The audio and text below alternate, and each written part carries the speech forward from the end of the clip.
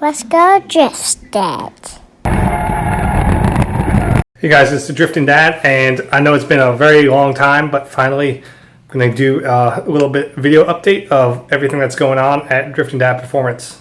Alright, so you can see here the hood is closed, so I've got a lot to show that's underneath here, and we'll get right to that. Okay, so you can see here we finally got our air intake, we got our radiator mounted permanently. We've got these are old fuel rails. They're going to come out, and we've got some new fuel rails in here and we'll be putting on as well. If you look down here, maybe hard to see. There it is. We've got the alternator. We've got an alternator bracket as well for it. I need to get some bolts, but this is some mounting pieces I came to set the alternator in this area. The last thing I've got to figure out to do is put the AC compressor in. I'm thinking it's probably going to go somewhere over here. I haven't ironed out all those details yet. So excuse the mess, but we've got a few rear ends here. I've been building rear ends like crazy. I'm going to continue to build them, but right now I'm doing more focus on the swap car. Okay, then here, this is the wiring harness, and I am currently going through thinning everything out to just what I need for getting the car to work. You can see here we've got some connections here that are for the external connections to give power to the ECU, and then the rest of this stuff will have to be cleaned up as well. Alright, so I found these on eBay, pretty basic, like 60, 70 bucks, something like that. Looks like we've got some fuel rails.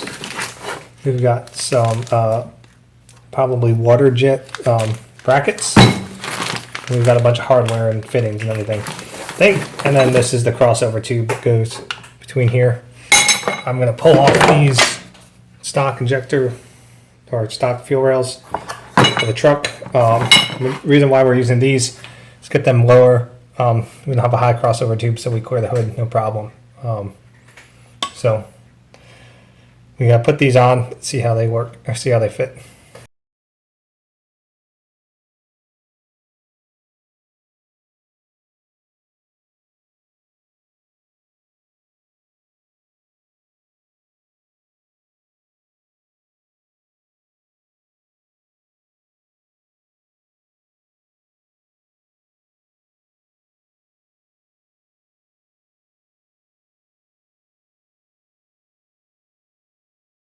Alright, so as you can see, the fuel rails, they fit like fine here, but the brackets are not good at all. So I was kind of expecting this. This bracket's not correct, and I'm going to make new brackets. So here we go. We got the fuel rails kind of in with the crossover tube. I'll be making the brackets next so they can bolt up right to the LS1 intake. Alright, so I also got some headers for the car. Not exactly sure what they came off of, but they do fit. They came off of a friend that has an LS RX7 as well, and I'm going to bolt them on now. Alright, so I've got one header, the driver's side header in. You can kind of see it here. It fits really nicely. The closest thing is down here, which I know you probably can't see, but it's going to barely clear the steering box, which is good.